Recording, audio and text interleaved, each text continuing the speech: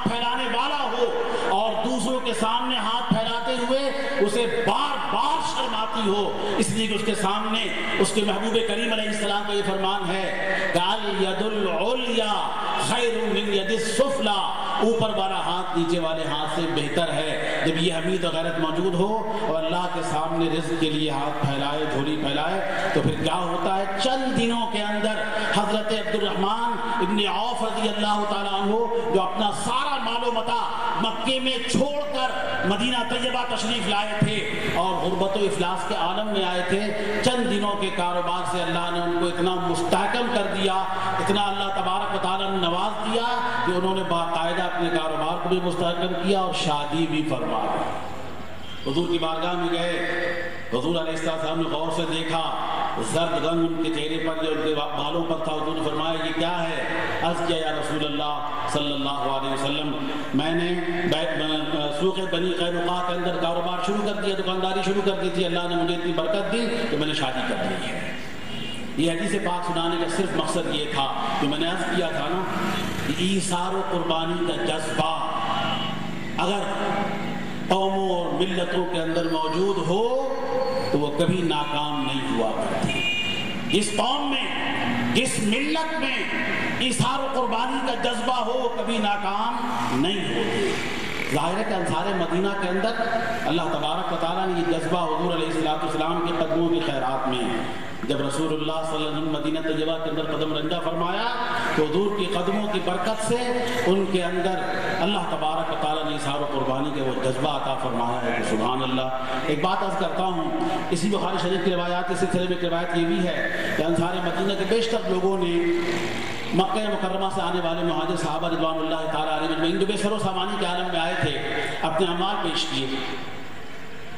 حضور کی خدمت میں عرض کیا یا رسول اللہ صلی اللہ علیہ وسلم آپ خود اپنے دست مبارک سے ہمارے اعمال میں سے آدھا آدھا تقسیم فرما دیجئے، آدھا ہمارے ان مہاجرین صحابہ ہمارے جو بھائی ہیں جو ہجرت کر کے مکے سے آئے ہیں دے دیجئے۔ حضور ایسا فرمایا کہ نہیں، ایسا نہ کرو، تم اپنی زمینیں جاگیریں اپنے باغات اپنے پاس رکھو، یوں کر لو کہ مکہ مکرمہ سے یہ آنے والے لوگ مسلمان ان کو اپنے کاموں میں شامل کرو، یہ تمہارے ساتھ مل کر باغات کے اندر کام کریں، محنت کریں، مزدوری کریں۔ جب اللہ تبارک و تعالیٰ اپنے فضل سے تمہارے باغات کے اندر پھل عطا فرمائے، جب پھل اتر آئے تو تم آدھا پھل ان کو دے دیا کرنا۔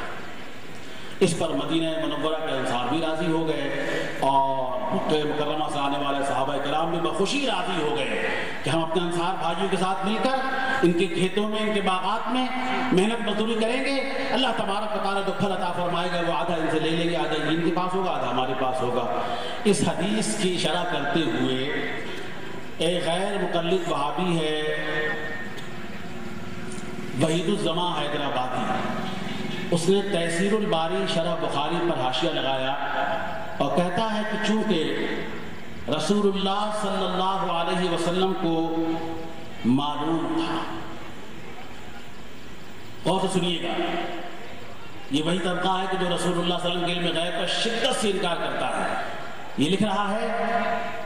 تیسیر الباری شرح بخاری میں 3 جلد کے اندر کہ چونکہ رسول اللہ صلی اللہ علیہ وسلم کو یہ معلوم تھا کہ ان قریب فتوحات ہوں گی،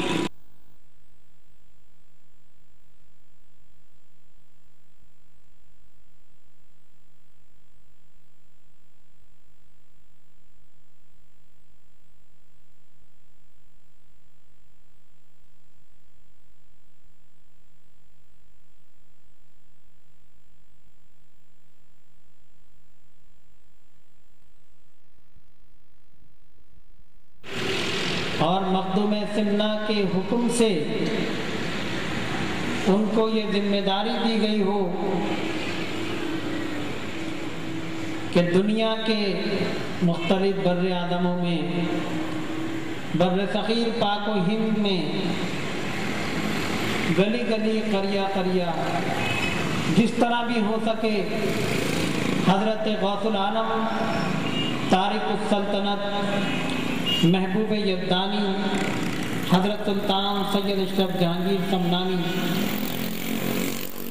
रहमतुल्लाह अलैह का फैज़ पहुँचाओ। आपने इंतहाई कम उम्री से